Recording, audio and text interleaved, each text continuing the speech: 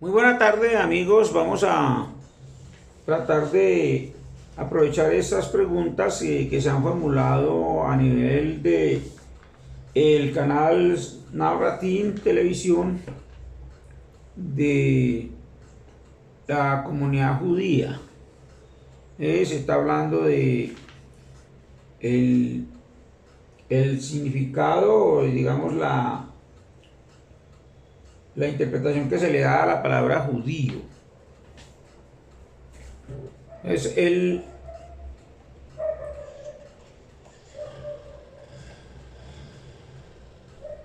link del corto, pues, el corto que se da aquí, youtube.com shorts 4MZK-ZUIC9Y. Este link lo pondré pues en la descripción del pequeño video que en el que estamos respondiendo a la inquietud de nuestro usuario, que aparece como @Daniel Soler X2Semi. Le digo, me dice nuestro compañero Daniel: Shalom Jonás, ¿podrías compartirme la referencia bibliográfica de que judío significa albañil o masón? De antemano te agradezco. Bueno, pues yo voy a tratar de explicarle a la comunidad pues judía, sigue este canal. Yo también estoy suscrito a este canal. Me gusta mucho el material que se trata aquí en estos videos. Voy a leerle textualmente lo que se escribió de antemano para que tengamos un contexto más digamos, preciso de la respuesta que les voy a dar a través de este pequeño video. Dice: buenos días, Daniel Soler X2M, gracias por consultar esta información. Es necesario que revises muy bien, conscientemente, todo lo que dice en la Torá. La misma escritura está haciendo alusión directa, al judío como una persona que trabaja con la tierra. En primer lugar, los semitas, nuestros ancestros terrícolas, los antepasados de toda cultura, son los agricultores. Allí está escondido el verdadero significado de la palabra semita, y lo podemos interpretar como campesinos, es decir, trabajan la tierra y crían ganados. Y dentro de ese contexto encontramos el real significado de Caín y Abel. Caín es el mayor y Abel es el menor. Caín era agricultor, de manera que los cainitas son los labriegos.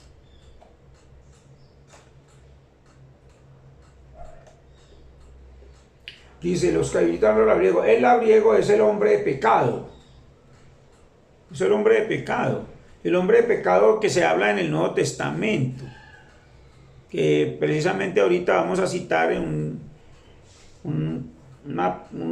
puede ser un pedacito, un segmento en el Nuevo Testamento, en el libro de los Hebreos, donde nos damos cuenta de que la palabra judío significa albañil. Y continuamos acá leyendo. Dice: los cananeos, que son la raza gigante,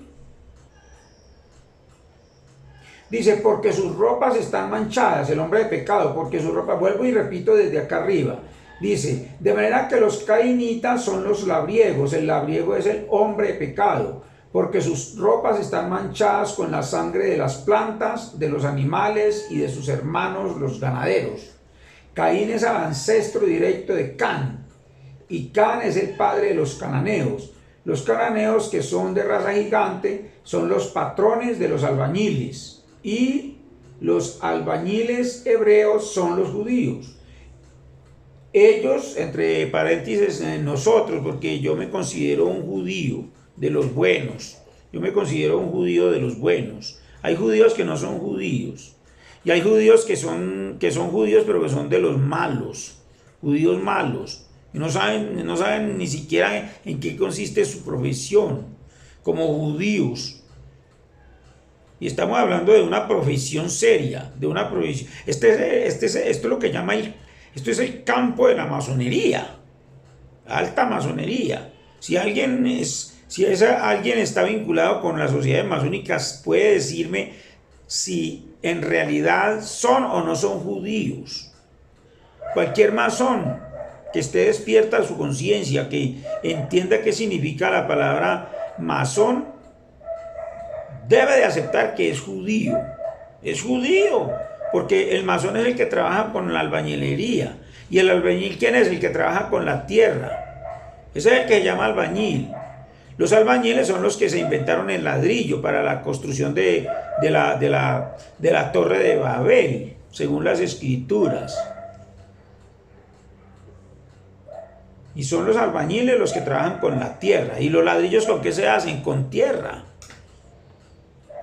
Por eso es que los albañiles fueron expulsados en la Torre de Babel, fueron expulsados y dispersados por la tierra porque no sabían construir, estaban acostumbrados a construir en piedra, en bloques de piedra. Las piedras, pues, como son piedras, son, contunden el suelo de una manera firme. Una piedra, pues, un cubo de piedra que se ponga en cualquier parte, puede ser en un montón de arena, no se hunde, ahí se mantiene. Y si se mete al agua, ahí se mantiene, no se va, a no ser de que una corriente mayor que el peso de ella la empuje y la desplace.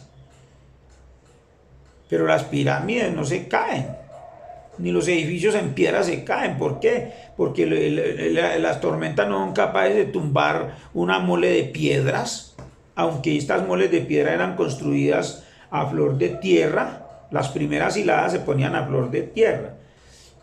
Y estas piedras no eran traídas hechas ya de cantera. Estas piedras eran armadas de mano, son piedras hechas de mano. ¿A través de qué? De calicantos. ¿Qué son calicantos? Son gredas, son barro. Es un barro especial que también se le llama roca muerta. Y que esa roca muerta la preparaban, la mezclaban con yeso y con sangre de las hecatombes, que son la sangre de las hecatombes. Las hecatombes eran donde sacrificaban a los toros en los mataderos. Entonces las hecatombes son los sacrificios de las vacas, de las reses, para el consumo de la carne, que era repartida entre todo el pueblo. Y esa sangre no se desperdiciaba, esa sangre se recolectaba, se recogía, y esa sangre era llevada pues a los frentes de trabajo, y en los frentes de trabajo se mezclaba con la roca muerta. Cualquiera puede hacer este experimento. Se toma una porción pues de roca muerta, de greda rocosa, y se mezcla con sangre de animal. Y esta sangre tiene la particularidad, pues la facultad trabaja a manera de pegante, es un adherente. Y a esta mezcla se le echaba yeso, que el yeso es un material a base de calcio. Y este material lo encuentran, digamos, lo pulverizan. Pero si esta cal se le echa agua, esta cal comienza a calentarse y a secarse y a endurecerse. Entonces se aprovechaba esta cal para revolverla pues con la sangre y con la roca muerta. Y esta roca muerta la volvían una torta, una cuestión plástica, una especie de hormigón. Lo vaciaban en unas formaletas, generalmente pues cuadradas, y se tendían en una sola hilera. sobre arena, sobre una base de arena, podría ser. Y de ahí no se movía, de ahí no se movía. Y iban colocando estas moldes uno enseguida del otro hasta completar toda una hilera. Luego volteaban la hilada hacia o con otro sentido y iban formando las paredes en escuadra y con buena traba. Con buena traba, ¿por qué? Porque las formaletas que se ponían encima de estos ladrillos que ya estaban secos, terminaban la primera hilada y inmediatamente ponían las formaletas o los encofrados encima de los ladrillos que ya estaban secos, porque eso se secaba de un día para otro y se sigue secando. Y a través del tiempo, pues en cientos de años que llevan esas piedras ahí, nos damos cuenta que esas piedras siguen ahí. Pero esto es lo que se llama la roca muerta, es lo que llama la piedra muerta. Son dos piedras, roca muerta y roca viva. La roca viva es la que sirve para los cimientos. Esta roca muerta no sirve para hacer cimientos. Y por eso se caían se les caía la torre de Babel, porque querían arrumar los ladrillos encima de la arena. Y arrumaban los ladrillos y los pegaban con mezcla, con brea. Los pegaban, pero eso se caía porque no tenía cimientos, porque los ladrillos son más livianos, más pequeños y se los lleva el viento. Un muro que se haga con ladrillos se los lleva el viento. Entonces hacían esas formaletas y las calzaban, las iban calzando, dejándoles siempre una traba. Y esa traba que se dejaba con las líneas verticales iban quedando, se formaban las trabas en forma de T, con las líneas horizontales de la hilada. Echaban allí el hormigón, pues, plástico todavía muy maleable, y lo dejaban un rato allí y luego lo quitaban, el molde, y lo ponían enseguida. Y echaban otro ladrillo, fundían, es decir, vaciaban otro ladrillo allí, que es un ladrillo podía ser más grande que una mesa. Y lógicamente cuando eso se secara, pues nadie iba a poder levantar esa piedra, porque era una piedra que podía pesar 7 o 8 toneladas. No se podía pensar. Pero a estos muchachos que trabajaban en la albañilería en Egipto, no se les llamaba albañiles, ni se les llamaba judíos, se les llamaba magos. La magia es la misma albañilería en Egipto antiguo. Esos son los magos. Eso es lo que se llama la magia de los egipcios. Y construían cosas, y construían piedras hechas de mano. Luego vienen los hebreos y se inventaron el ladrillo. ¿Cuándo se inventaron el ladrillo los hebreos? Cuando comenzaron las minas de Calicanto a acabarse, se acabaron las minas de Calicanto, las minas de roca muerta. Se acabaron, o se fueron secando por el recalentamiento global, y se volvieron unas canteras de piedra sólida y se transformaron en minas de granito, porque todo se está transformando en la naturaleza, y esas mismas minas se transformaron en granito. Hoy en día son peñas de granito, y sacan el granito de allí. Pero esas minas eran pantanosas, esos yacimientos eran pantanosos, y de ahí sacaban la roca muerta. Por eso dice que los cimientos no se puede poner roca muerta de cimientos, tiene que ser roca viva. En el cristianismo precisamente es una fase trascendental del judaísmo, donde los judíos se transforman en cristianos. Se evoluciona el cuerpo doctrinario. El arte de la albañilería evoluciona desde la magia egipcia hasta el judaísmo hebreo y posteriormente al cristianismo. Y luego los mismos hebreos, los mismos cristianos, son los que, para escapar de la persecución de la iglesia católica, por decirlo así, en palabras más abiertas. Pues, lógicamente que siempre hemos sido, los masones siempre hemos sido perseguidos, inclusive pues, eran secuestrados. Nabucodonosor, rey de Babilonia, secuestró a los judíos. ¿Para qué? No se iban a llevar a todo Israel para allá. No lo iban a llevar a que estuvieran allá de balde allá los israelitas que no sabían trabajar la albañilería. No, se llevó a los judíos, a los que necesitaba que trabajaran en la reconstrucción y en la remodelación de la arquitectura en Babilonia. Para eso fue que los llevaron para allá. No quisieron obedecer cuando se les hizo la convocatoria. Bueno, entonces los mandaron a traer por las malas. Que aquí los judíos no se mandaban. Los mandaba el imperio. El emperador era el que mandaba, gobernaba. Los mandó a traer. Porque se volvieron desobedientes. Se vuelven desobedientes. No hay que ser tercos. Y yo me considero judío. ¿Por qué? Porque soy albañil y porque conozco todos los misterios de la masonería, de la alta masonería. Y en esto es que consiste este misterio, por eso seguimos leyendo. Dice acá,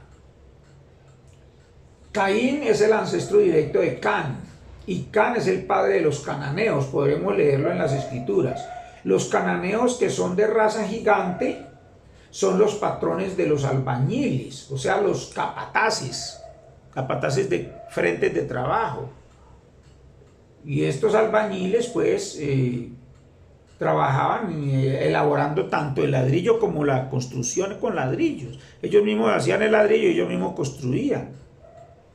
Dice, los cananeos, que son de raza gigante, son los patrones de los albañiles, y los albañiles hebreos son los judíos. Ellos, o sea, nosotros, los judíos, somos quienes levantamos la técnica, inventamos la técnica de fabricación y construcción con ladrillos. Ahora sí te digo las citas bíblicas que lo sustentan. Génesis 10, 6, 20.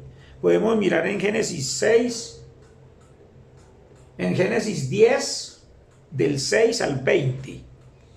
Ahí dice. En el Génesis 11, 1, 9, que es donde habla de la Torre de Babel. Los judíos son los que fabrican el ladrillo, los masones. Desde entonces sufren el exilio. Desde la Torre de Babel sufren exilio. ¿Por qué sufren el exilio? ¿Por qué sufren el exilio los agricultores? Porque mataron a los ganaderos. Hubo unas guerras con estos gremios, son guerras triviales, donde los agricultores hicieron la guerra contra los pastores, contra los ganaderos, y mataron a los ganaderos. De manera que Abel no era una sola persona. Abel es el gremio el gremio de los ganaderos. Ese es Abel, de los pastores de ovejas, de los que crían ganados. ¿Y quién es Caín? Caín es todos los que trabajan con la tierra. ¿Y los que trabajan con la tierra quiénes son? Los que hacen el ladrillo, los que hacen los alfareros, los que trabajan la cerámica. Estos son los que se llaman los masones. La palabra masón se le dio solamente en Inglaterra. Los gremios de albañilería que escapaban al emperador romano, porque es bacán al emperador romano, porque siempre el emperador siempre ha tratado de ordenar y someter a los masones, a los albañiles, o a los judíos, pues, a los judíos, tratado de secuestrarlos y obligarlos a construir los palacios y los templos. Y cuando ya construyen los palacios y le construyen los templos y las casas curales, construyen las casas episcopales y toda la cosa, y los conventos. Entonces, para no pagarles y para quitárselos de encima, entonces conspiran. y los acusan de brujos y los acusan de hechiceros y los mandan a asesinar, nos mandan a perseguir, porque yo también soy judío y yo también he sido perseguido y estoy siempre errante por el mundo. De manera pues de que si quieren lean todos los hermanos que escuchan este maravilloso canal Narrative, pues pueden, yo comento mucho y le aporto a nuestro hermano pues el moderador del video, de los videos. Me gusta aportarle ciertas cosas que yo conozco y que de pronto ellos no tienen presente, ¿no? Y que eso y sería muy útil si se atrevieran siquiera a contactarme en mi canal, a hacer yo les acepto un video, un chat en video en vivo para conversar de estos asuntos tan importantes que nos involucran a nosotros los judíos con el resto del mundo y nos compromete, porque nosotros somos los reconstructores, nosotros somos los restauradores, nosotros somos los que de las ruinas hacemos maravillas. Yo soy capaz de hacer una ciudad recojo todos los escombros y vuelvo y armo la ciudad, porque para eso fue que vinimos los judíos. Esto está en el capítulo 61 del libro de Isaías, del profeta Isaías. Pueden leerlo allá. Para eso fue que vinimos los judíos. Si los judíos no fuéramos los constructores, entonces Ciro, el rey de Persia, no le había dejado esa misión a los judíos de ir a reconstruir el templo de Jerusalén y a reconstruir las ciudades que están desoladas por las guerras. Y de eso es que se trata el cristianismo, de una segunda fase trascendental del judaísmo.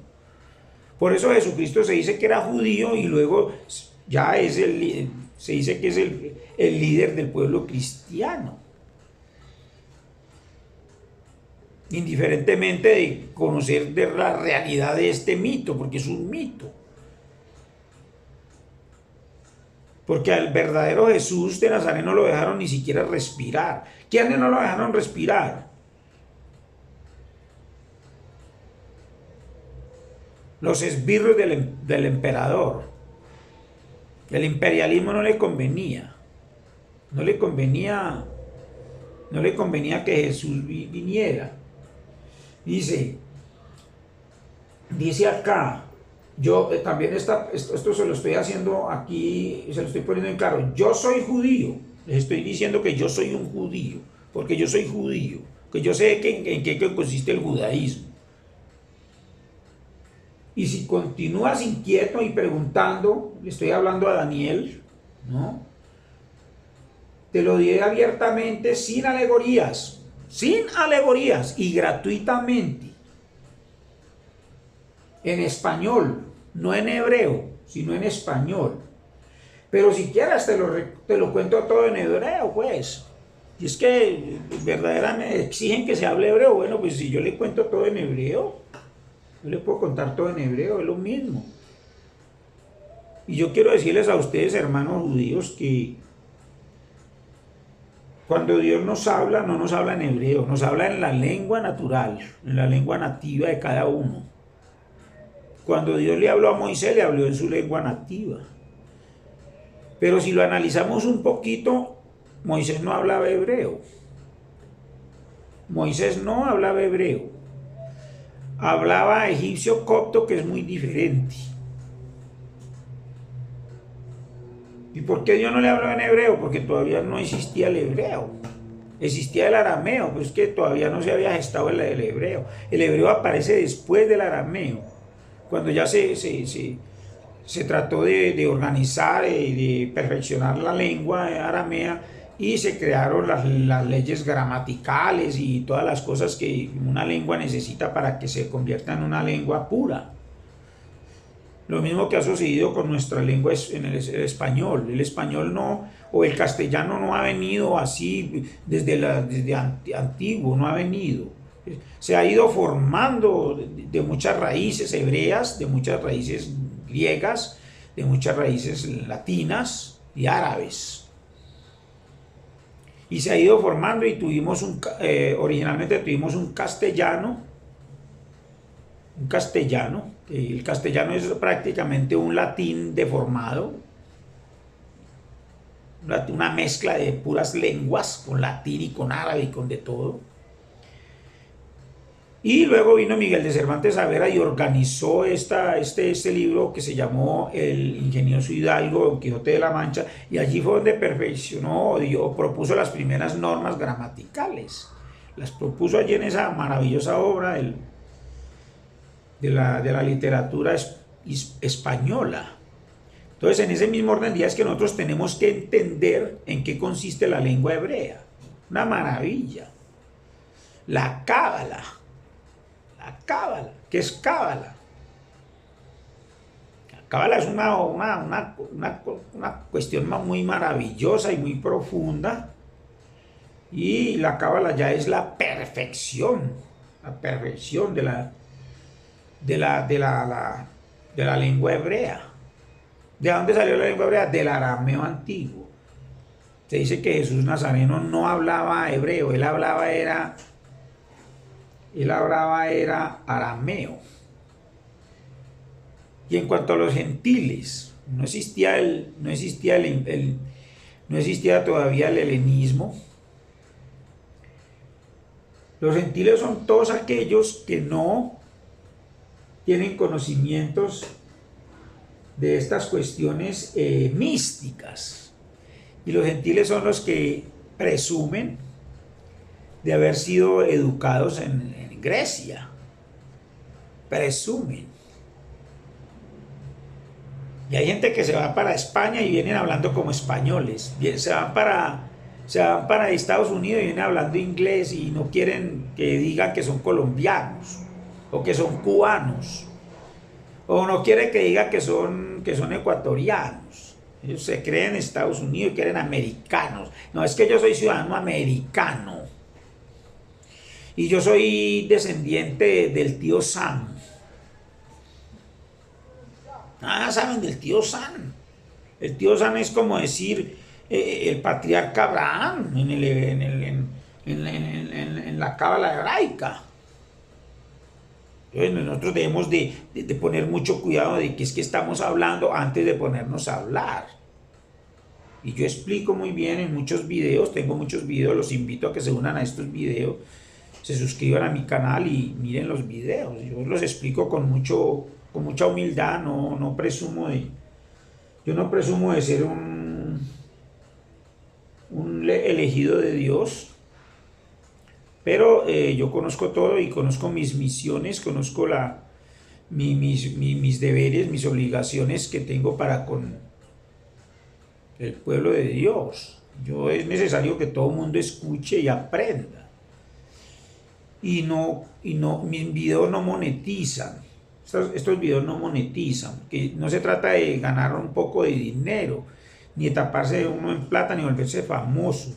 Se trata de que la mayoría de ustedes, los hermanos, que sean judíos o que no sean judíos, es decir, los gentiles y los judíos y los gentiles. Que no los gentiles, los que generalmente son intelectuales. Son intelectuales, los gentiles. Y los intelectuales se llaman gentiles aquellos intelectuales que han tenido la suerte, la fortuna de ir a estudiar a otros países. Eso se llaman gentiles. Pero los gentiles eran los pueblos que venían presumían de haber ido a estudiar a Egipto y a estudiar a Grecia.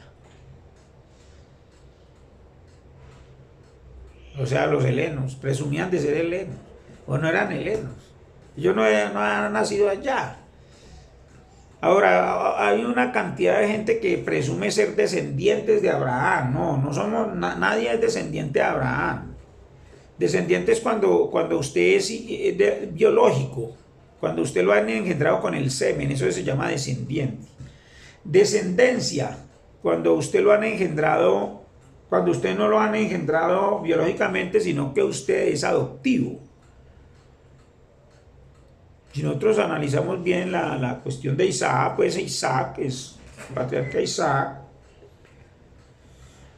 él no era hijo biológico de Abraham. Ismael sí se dice que era hijo biológico de Abraham, pero Isaac no. Era solamente hijo unigénito, o sea, que tiene un solo gen, el de la madre. Porque las mujeres son capaces, tienen la facultad de parte de Dios de gemar un óvulo fértil y desarrollar en su vientre un unigénito. Y ese unigénito es lo que se llama el Hijo de Dios, porque no ha sido engendrado por voluntad de hombre, ni de la carne, ni nada, por concesión con hombres, sino que vienen de Dios. Y esto está en el Evangelio según San Juan, en el capítulo 1.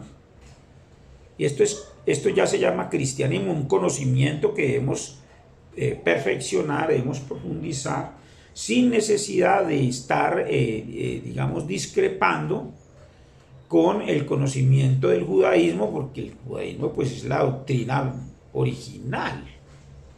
Como doctrina es una maravilla, la doctrina original que dio origen al cristianismo. Y del judaísmo también salió el islamismo. Del judaísmo fue que salió el islamismo, como doctrina, ¿no? Como credo. Sale el islamismo. Pero si nosotros nos ponemos a mirar y a mirar la historia, que todo eso lo tengo yo muy claro, podemos ver que el islamismo apareció de la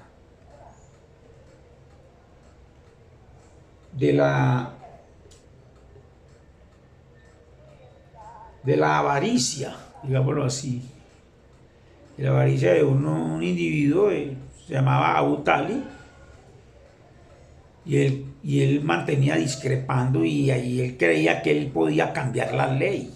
No, y que no estaba de acuerdo cómo se manejaban las cosas en las autoridades eclesiásticas. Entonces se rebeló y redactó el Corán, y él sabía escribir y todo eso, y redactó el Corán y dejó el legado a Mahoma, que según se cree era un supuesto sobrino de ellos, pero él no era sobrino. Lo secuestraron en una incursión, porque ellos eran caravaneros, eran mafiosos, caravaneros, y asaltaban caravanas en el desierto. Y la caponera de todos esos caravaneros era Khadija. Y que originalmente dijo que era tía de Mahoma. Es decir, de Abu al-Qasim, que así se llamaba Mahoma. Y posteriormente resultó Mahoma casándose con Khadija. Eso es una organización de mafiosos. Se tomaron los musulmanes cayeron en poder bajo la mano rigurosa de la bestia. Así de sencillo es. Porque la palabra musulmán, no islam, sino musulmán. Musulmán significa un albañil, pero en este caso se refiere al albañil que es oriundo de Arabia, el albañil árabe, el albañil arabesco. Pero mire qué es lo que pasa con los árabes. Los árabes también son de la descendencia de Abraham. Descendencia de Abraham. Los árabes no son descendientes de Abraham, sino de la descendencia de Abraham. Pero Abraham tampoco era albañil. Abraham no era albañil. Abraham originalmente es de la tribu de Leví. De la tribu de Leví. Porque cuando Abraham pagó los diezmos a nuestro gran sacerdote Melquisedec, también pagó los diezmos por Leví, que aún lo llevaba todavía oculto en su seno, dice en la Escritura. Pagó los diezmos por Leví. Entonces Abraham era de la tribu de Leví. ¿Qué es la tribu de Leví? Es la casta de los brahmanas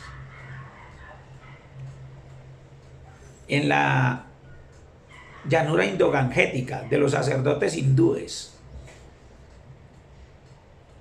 Así es de sencillo.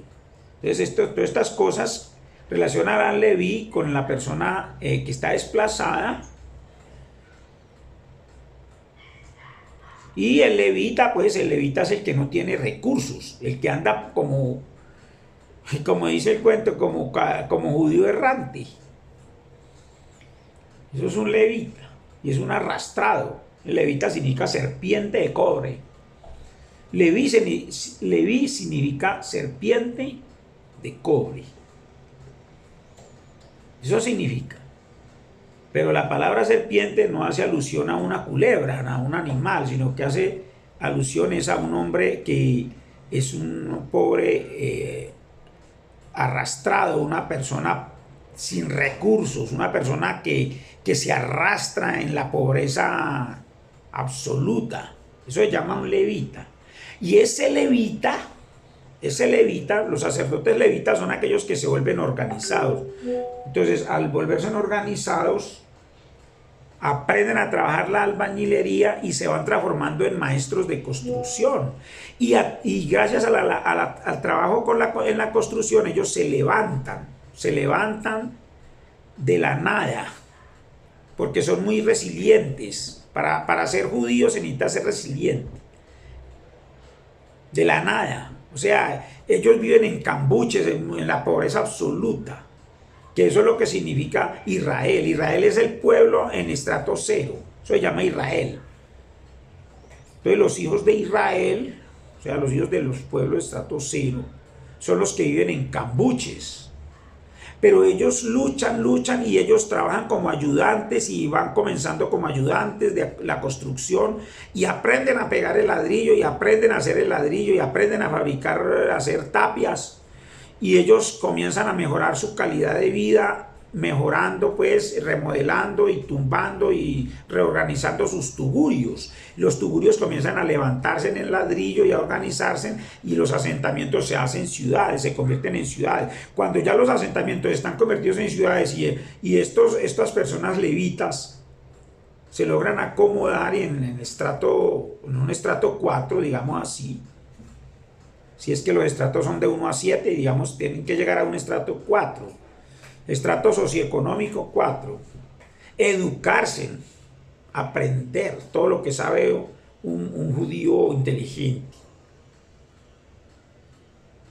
Y entonces los judíos, los levitas, que se levantan en la resiliencia, o sea, de la nada, que no tenían nada y se levantaron porque trabajaron y porque dejaron atrás los vicios y todo lo que les hacía gastar la plata y el dinero y todo.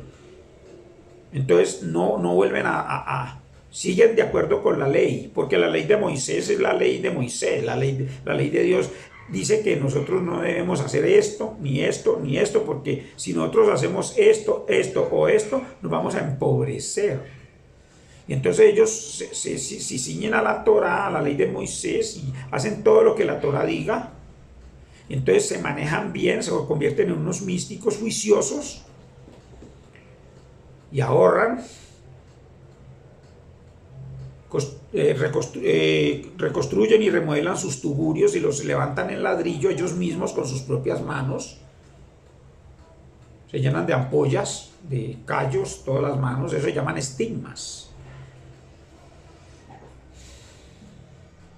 Hasta que levantan su familia, y cuando ya su familia, sus hijos están grandes, ellos les transmiten esa experiencia tan dura a los hijos para que no se dejen caer en la pobreza. Y entonces se transforman en judíos. ¿Y qué es lo que pasa con estos judíos? Que estos judíos ya no son de la orden de Leví, ya no son de la orden de Aarón, porque Aarón era de la tribu de Leví. Entonces estos judíos ya no son levitas, sino que son de la orden de Melquisedec. ¿Y quién era Melquisedec? Era gran sacerdote de Salem. ¿Y qué era Melquisedec? Pues un albañil, un arquitecto, rey de Salem. Melquisedec sí sabía lo que estaba diciendo, lo que estaba hablando. Y cuando Abraham le pagó los diezmos al sacerdote Melquisedec, también pagó los diezmos por Leví, es decir, concedió una beca para que su descendencia, que estaban en la pobreza absoluta, tuvieran con qué estudiar, y le dieran estudio y capacitaran y levantaran a Leví, la levantaran. O sea, la culebra se tiene que levantar. Así, por eso dice la Escritura, en la Escritura dice, en el Evangelio de Jesucristo, y así como Moisés levantó la serpiente en el desierto, es necesario que el Hijo del Hombre sea levantado para que todo aquel que en él crea se salve. ¿Y quién es el Hijo del Hombre? Nosotros mismos, los que hemos sido engendrados con semen. Ese se llama el Hijo del Hombre.